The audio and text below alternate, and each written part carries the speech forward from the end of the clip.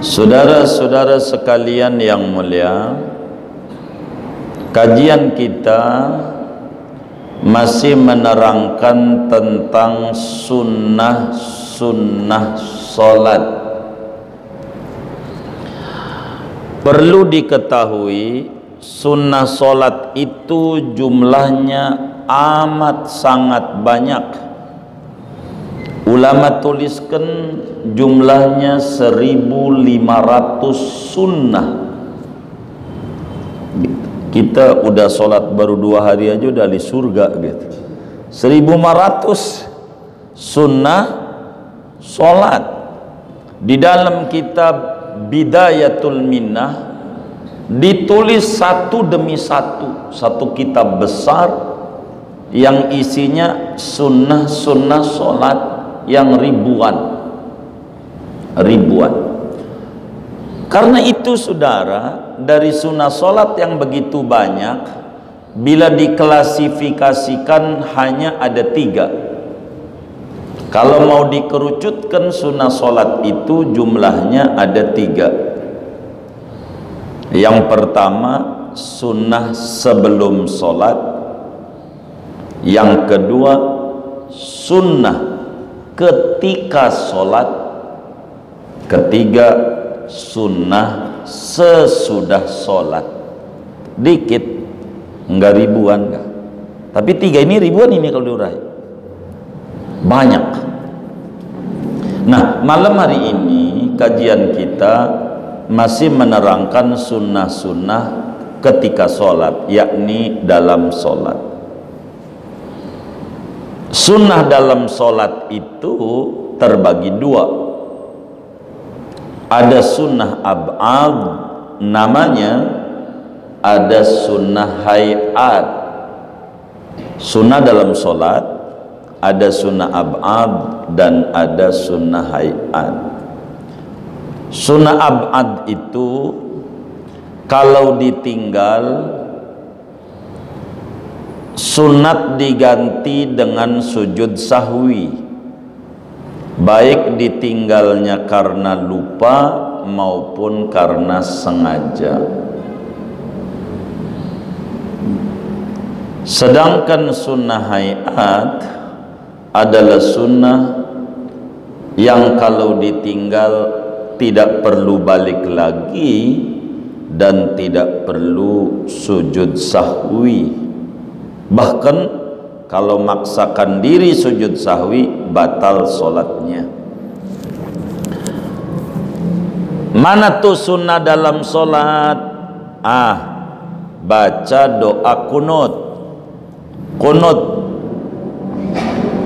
kalau sholat subuh pada rakaat kedua.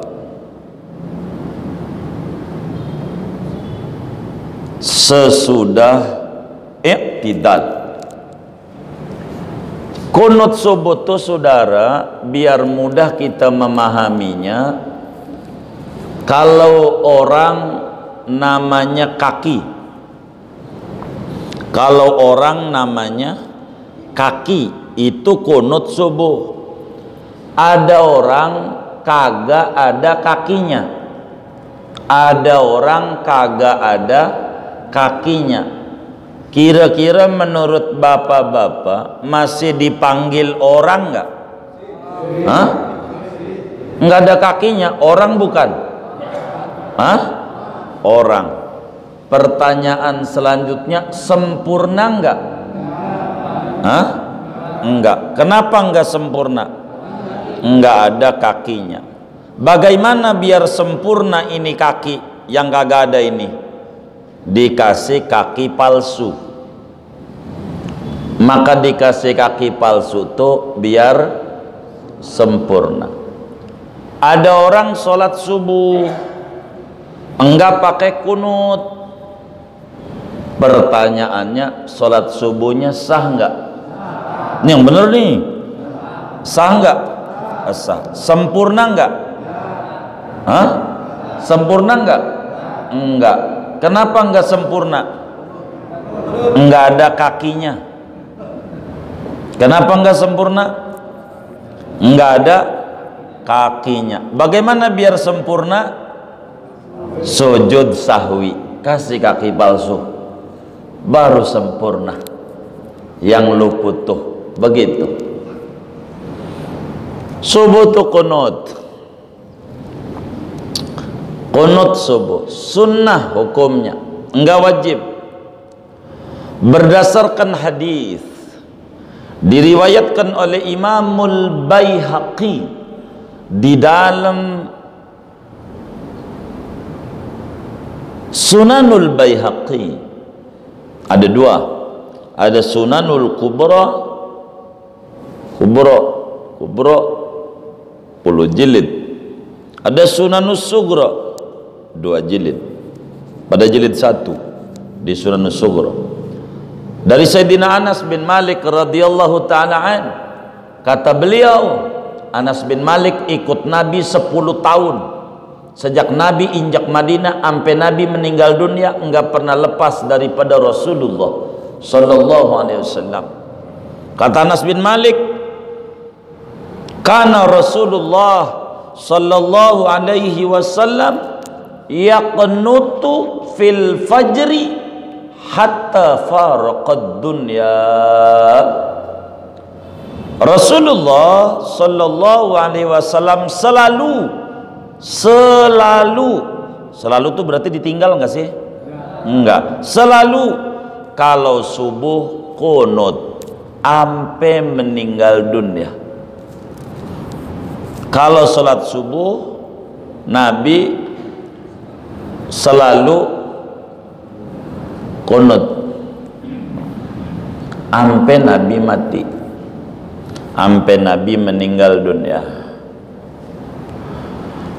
Kalau subuh kunut, Nabi, sahabat bilang kunut kalau subuh sampai meninggal dunia.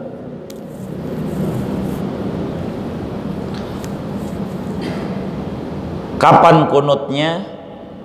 Sesudah ruku.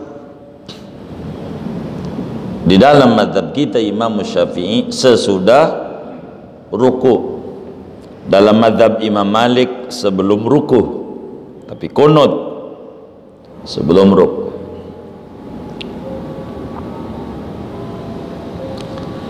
Itu katanya kunut itu bid'ah.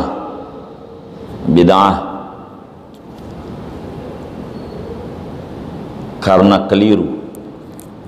Ada hadis di dalam kitab Bulughul Maram, Tariq Al-Asja'i radhiyallahu ta'ala an,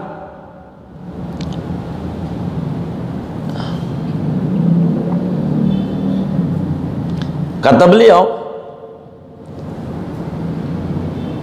ya abati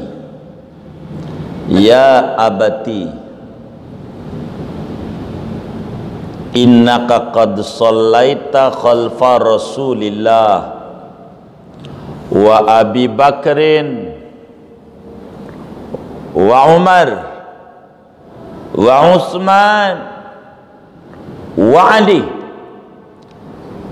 ahum yaqnutuna fil fajri,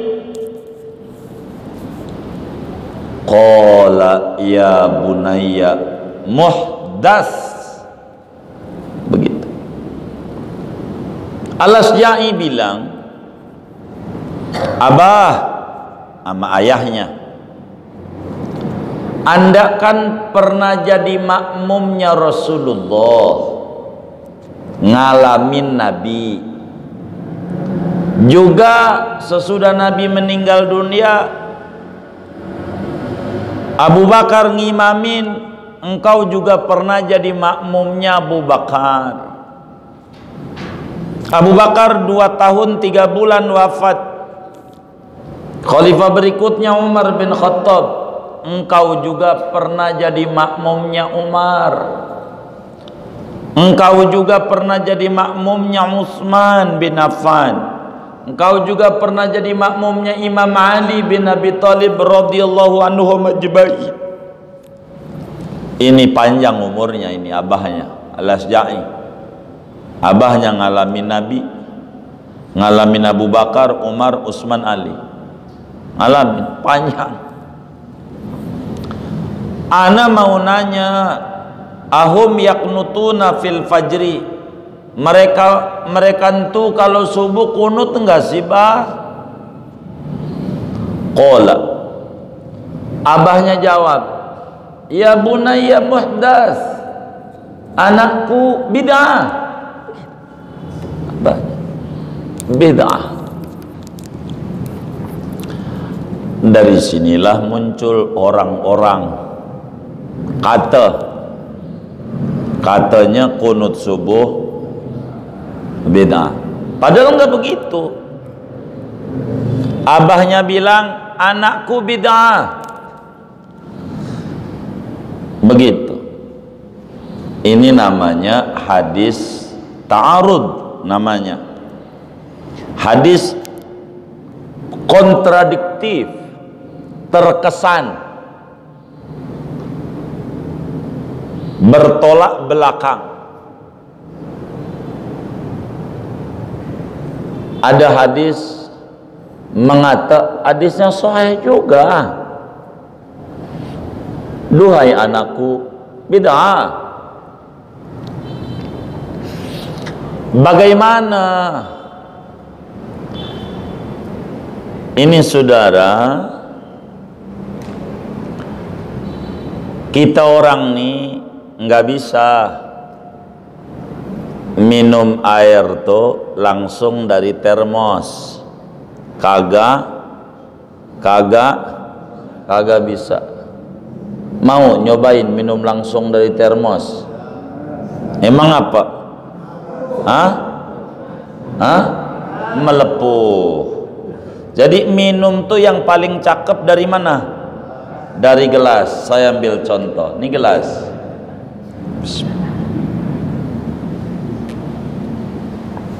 Kalau dari gelas enak, kalau dari termos melepuh. Begitu kita enggak bisa langsung comot Quran, hadis, melepuh. Kita mah kudu yang udah ditirisin dulu di gelas, baru enak. Saya cobain, nih begini caranya, di gelas.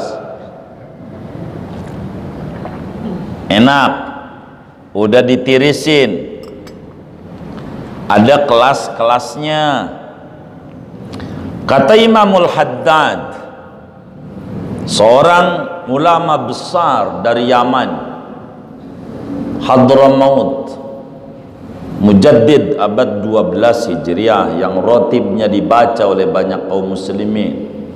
Kata beliau di dalam Risalatul Muawanahnya, wa'lam annahu la yastaqillu fi ardi jami'i umurihi allati taqa'u lahu fi zahirihi wala fi batinihi alal kitabi was sunnati kullu ahad, fa inna dhalika makhsusun bil ulama'ir rasikhin, fa in ajazta an syai'in min dhalik fa'alaika birruju'i ila man amarallahu ta'ala birruju'i ilaih fi qawlihi azza wa jal fas'alu ahla dzikr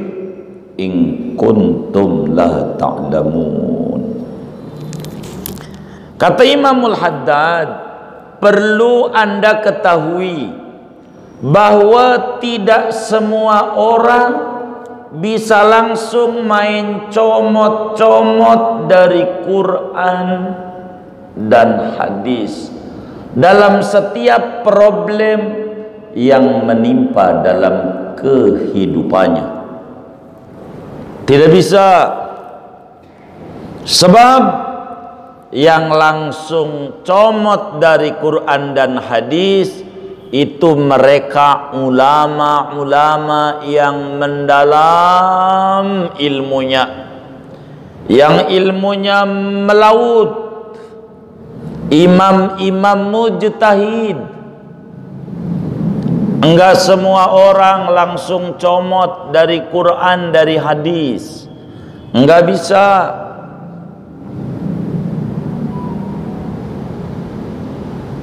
Jangankan bahasa Arab, Quran, hadis, bahasa Indonesia enggak bisa langsung. Ada gurunya, ada dosen bahasa Indonesia pada Sabanari ngomong bahasa Indonesia. Itu ada guru, bahkan ujian bahasa Indonesia. Mana nilainya 5 mulu bahasa Indonesia itu sehari-hari. Itu bahasa Indonesia tuh. Enggak semua orang bisa. Ada aturannya. Itu bahasa Indonesia, kudu pakai guru. Ada guru bahasa Indonesia. Ada profesor bahasa. Ada doktor bahasa. Itu bahasa Indonesia. Apalagi bahasa Arab, Quran, hadis. Enggak bisa semua orang langsung main comot. Kata Imam Jalaluddin As-Suyuti di dalam kitabnya Al-Itqan fi Ulumil Quran pada jilid 2 tuh beliau bilang, yahtajul mufassiru ila kitabillahi ta'ala ala arba'ata asyara fannan min fununil ilm.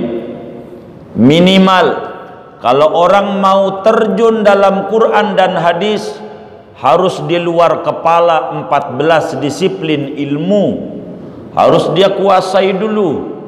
Ilmu lughah, vocabulary, ilmu nahwu saraf, gramatikal bahasa Arab, ilmu sastra Arab, bayan, balaghah, badi', ilmu usul fiqh, ilmu qaid fiqh, ilmu hadis, diraya, riwayah, asbabun nuzul, asbabul wurud, nasikh mansukh. Dia harus belajar ilmu mantiq. Banyak 14. Baru dia boleh terjun dalam Quran dan hadis. Banyak. Kenapa? Bakal jadi salah kalau diserahin nama semua orang. Ada bagian-bagiannya. Di kita punya negeri, dasar negara kita Pancasila, sila keempat, kerakyatan yang dipimpin. Maknanya ada wakil yang milih pemimpin. Begitu. Sebab orang ada yang pintar, ada yang bodoh. Enggak lepas dari dua ini. Enggak boleh si bodoh sama si pintar sama, enggak boleh. Begitu. Yang boleh terjun dalam Quran dan hadis ulama mujtahid, Imam Syafi'i, Imam Malik, Imam Ahmad, Imam Hanafi, Imam Lais bin Sa'ad, Imam Sufyan bin Uyainah, Imam Sufyan Sauri, Imam Abu Saur, Imam Al-Auza'i, dan masih banyak ulama-ulama mujtahid. Kelas mereka. Karena itu ketika menghadapi hadis yang terkesan bertolak belakang, yang ini Nabi kunut enggak pernah berhenti sampai wafat, hadisnya banyak. Ada atu hadis lagi, Abah, kau jadi makmum Nabi, Abu Bakar, Umar, Utsman, Ali, mereka kunut enggak? Bid'ah anakku. Bertentangan. Ini namanya disebut ta'arud bainal adillah di dalam Jam'ul Jawami'. Begitu, Jam'ul Jawami'. Atau kitab kecil Gitu. Ada kitab Ghayatul Wusul disyarahi oleh ulama besar dari Kajen Pati, enggak jauh daripada Mbah Mutamakin, namanya Kiai Sahal Mahfud Rais Surya NUI, namanya Thariqatul Husul, kitabnya ulama Indonesia. Ta'arud bainal adillah, bertolak belakang antara dalil. Bagaimana ini? Maka kita harus pahami, idza ta'arada an-nassani fa inam kanal jam'u jumi'a li annal jam'a aula min ilgha'i ahadihima fa illam yumkinil jam'u wa ulimat tarikh fat tarikhul mutaqaddim mansukh bit tarikhil mutaakhir. Bila ada dua dalil bertentangan, maka kudu diproses dengan dua cara. Yang diutamakan cara pertama dijam'u, dikompromikan. Apa itu dikompromikan? Dua-duanya diamalin, dilarikan yang ini kemari, yang ini kemari. Sebab ngamalin dua dalil lebih bagus daripada membuang salah satunya. Gambarannya saudara, kita punya dua teman. Kita punya dua teman, si A sama si B. A, B. Si A ini jujur, enggak pernah bohong. Sepanjang yang kita tahu orangnya cakep, bagus. Si B juga sama, orangnya jujur, enggak pernah bohong seumur-umur, cakep. Kita tanya sama si A, dia orang Bogor, Gunung Sindur. Tahu Gunung Sindur?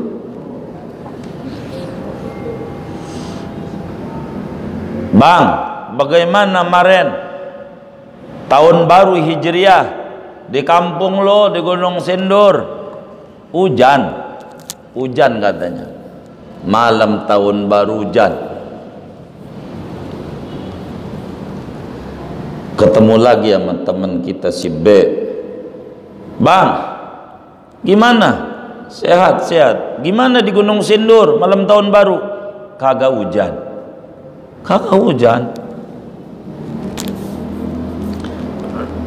Kalau kita benerin si A, si B bohong. Tapi si B enggak pernah bohong sama kita.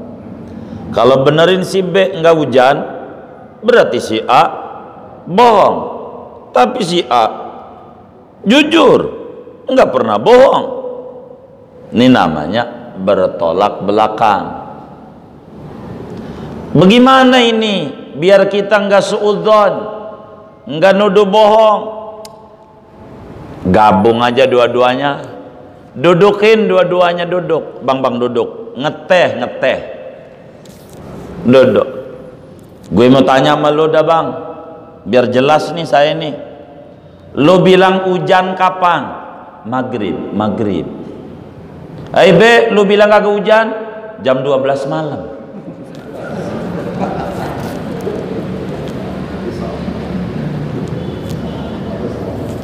Hah?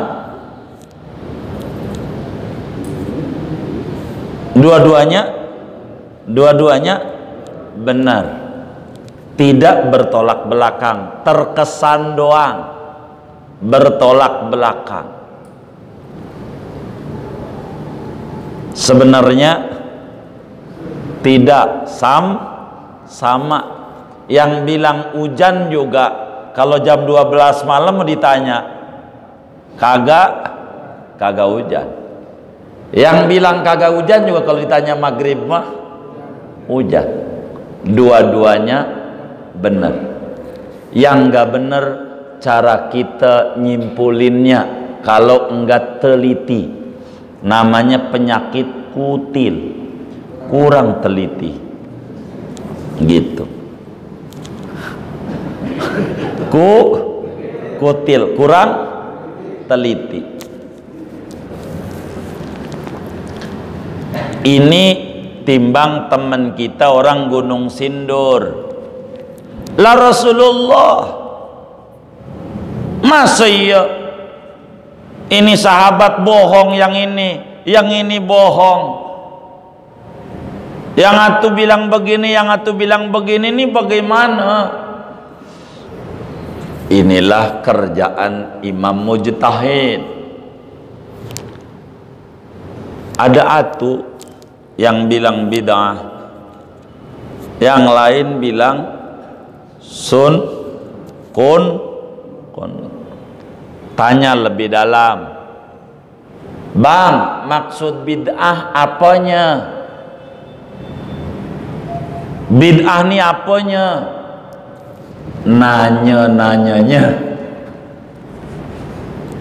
anakku bid'ah. Apaan yang bid'ah? Apaan yang bid'ah? Nanyanya. Yang bid'ah nanyanya. Orang keterangan agama udah jelas masih nanya mulu, namanya bid'ah. Begitu. Lo udah tahu gue ikut Nabi, ikut Abu Bakar, Umar, Utsman, Ali.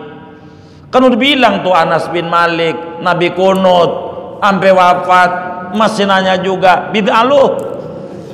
Apaan yang bid'ah? Nanyanya. Oh gitu. Jadi hadis itu benar nggak? Benar.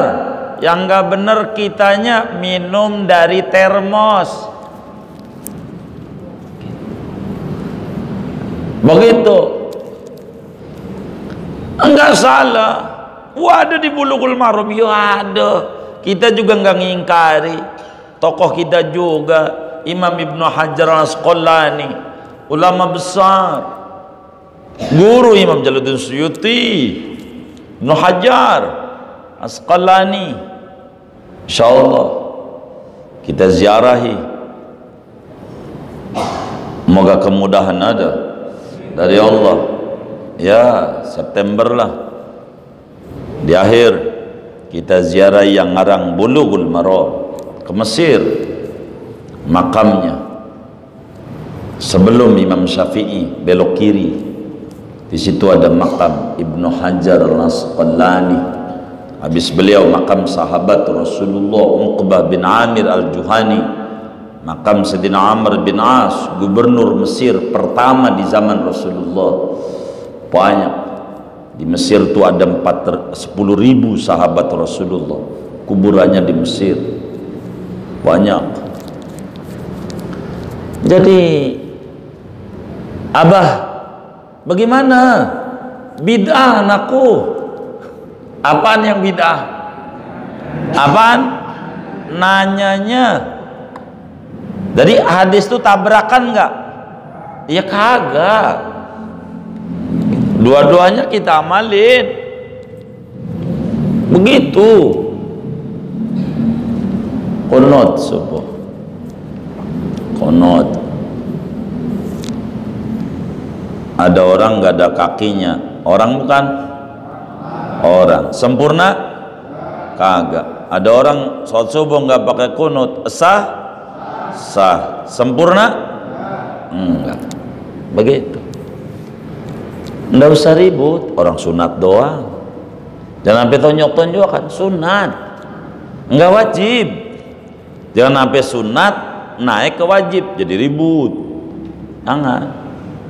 Sunat. Ada orang nggak sholat qobliyah ba'diyah, nggak ribut, biasa aja. Sunat. Nah harus ngerti. Sunat gitu, biasa aja, nggak apa-apa. Begitu.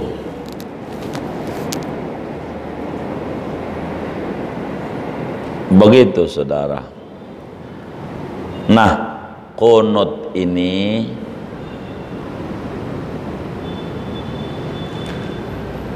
sesudah i'tidal. Bacaannya apa? Bacaan qunut bebas, yang penting memenuhi dua kriteria, dua unsur. Satu, ada doa permintaan. Dua, ada pujian. Asal ada dua ini jadi qunut. Boleh, terserah bacaannya, yang penting memenuhi dua unsur. Ada permintaan, ada pujian. Jadi qunutnya, gua mau pengen pendek, nggak apa-apa. Contoh, Allahumma gfirli ya ghafur. Jadi segitu doang tuh.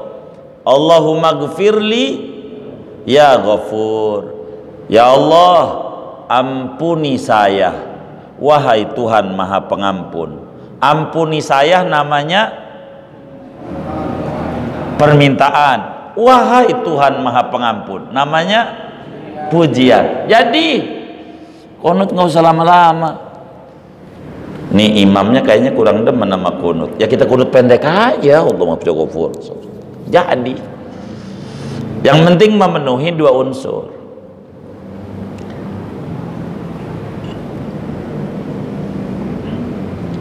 Tapi yang paling tinggi adalah qunut yang diajarkan doanya oleh Rasulullah Sallallahu Alaihi Wasallam kepada cucunya. Qunut itulah yang bapak-bapak tahu. Allahumma hdini fiman hadait wa afini fiman afait wa tawallani fiman tawallait wa barik li fima a'tait wa qini syarra ma qadait fa innaka taqdi wa la yuqda alaik wa innahu la yadhillu man walait wa la ya'izzu man adait tabarakta rabbana wa ta'alait falakal hamdu ala ma qadait wa astaghfiruka wa atubu ilaik. Sallallahu alaihi wasallam Muhammadin nabil ummi wa ala alihi washabihi wasallam. Ini doa supaya kita mengerti.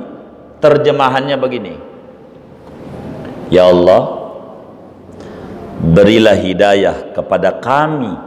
Kalau jamaah kan saat begitu ya. Allahumma hdina fi man hadait wa afina fi man afait wa tawallana fi man tawallait wa barik lana fi ma wa qina syarra ma qadait.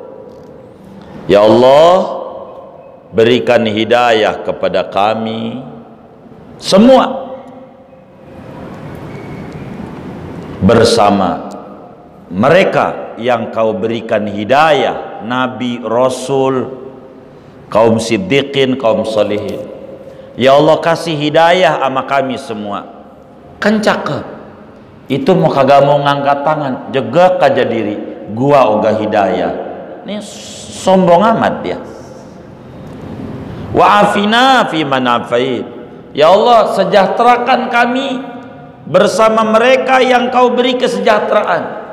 Gua ogah pengen sejahtera, diem aja nggak amin, jegak aja diri, ambil monyong mulut jak. Wa tawallana fi man tawallait. Ya Allah, tolonglah kami bersama mereka yang kau beri pertolongan. Gua ogah mau ditolong, diem aja. Wa barik lana fi ma atait. Ya Allah, berkahi untuk kami semua, istri, anak, rezeki yang kau berikan. Gua ogah berkah. Begitu, diem aja jegak. Wa qina syarra ma qadait. Lindungi kami ya Allah dari keburukan takdir yang kau tetapkan. Dagang mau rugi hari ini, lindungi jangan sampai ya Rabb. Gua ogah rugi aja. Begitu. Ini nggak benar. Doa bagus, karena nggak ngerti diem aja. Temen yang angkat tangan dia ogah, dia kagak, nggak ngerti. Bagus. Ini qunut. Qunut sunat hukumnya. Sunat. Kemudian ada qunut namanya qunut nazilah. Qunut nazilah. Ada hadis lagi nih tentang qunut. Nabi qunut sebulan, dalam satu riwayat 3 bulan, kemudian Nabi meninggalkannya. Karena Rasulullah SAW yaqnutu wa yad'u ala usayyah wa ri'il wa duqwan summa tarakah. Rasulullah SAW kunut nyumpain kabilah Duqwan, Ri'il, Ruqayyah, kemudian Nabi meninggalkannya. Tuh, Nabi tinggalin. Gue juga tahu Nabi kunut, cuma Nabi tinggalin. Begitu, tinggalin.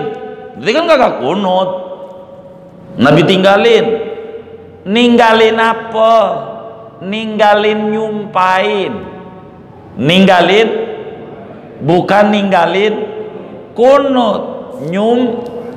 Dulu ada kabilah kejem, ulama, ya Allah, ditangkep-tangkepin dulu. Oh sekarang ini dulu itu kabilah Ri'il, Dzukwan, Usayyah, yang diincar kiai aja, yang dicurigai kiai aja, yang dicurigai. Kudu pakai sertifikat lah tuh kiai. Ada aja. Itu Usayyah, Dzukwan, Ri'il dulu. Dibunuh yang kiai-kiai pinter-pinter, tembak-tembakin. Nabi sedih. Ini orang kurang ajar, yang dipilih yang alim-alim, yang hafal Quran. Maka Nabi kunut nyumpain, Allahumma la'an, ya Allah laknatlah Usayyah, laknatlah Ri'il, laknatlah Dzukwan, karena banyak ulama dibantai oleh dia. Setelah selesai daripada peperangan itu, Nabi udah nggak ada lagi. Ketika udah nggak diintimidasi ulama, Nabi ninggalin apa? Nyumpain. Itu yang ditinggalin tuh namanya kunut nazilah, kunut musibah. Kalau ada musibah, kunut musibah. Musibah itu disebut darurat. Darurat itu lawanannya normal. Darurat itu sebentar apa lama? Darurat sebentar apa lama? Lah, itu ada darurat lama bertahun-tahun.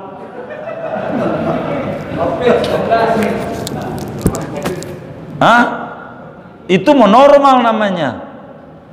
Kalau darurat katanya sebentar. Darurat sebentar apa lama? Bagaimana pakai kecuali-kecuali?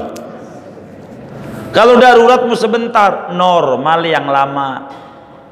Normal yang lama. Jangan darurat yang lama. Normal sebentar. Ini miring ini. Miring. Saya lempengin. Jangan.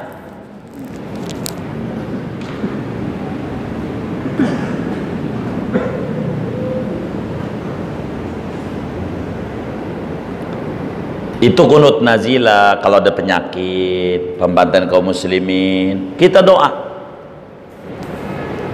biar selamat. Kunut nazilah.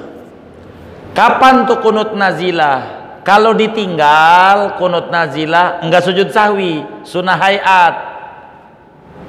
Ini tiap sholat 5 waktu, dohor, asar, maghrib, isya, subuh, kenceng kunut biar dohor kencang, tapi bilang dulu kalau mau kunut.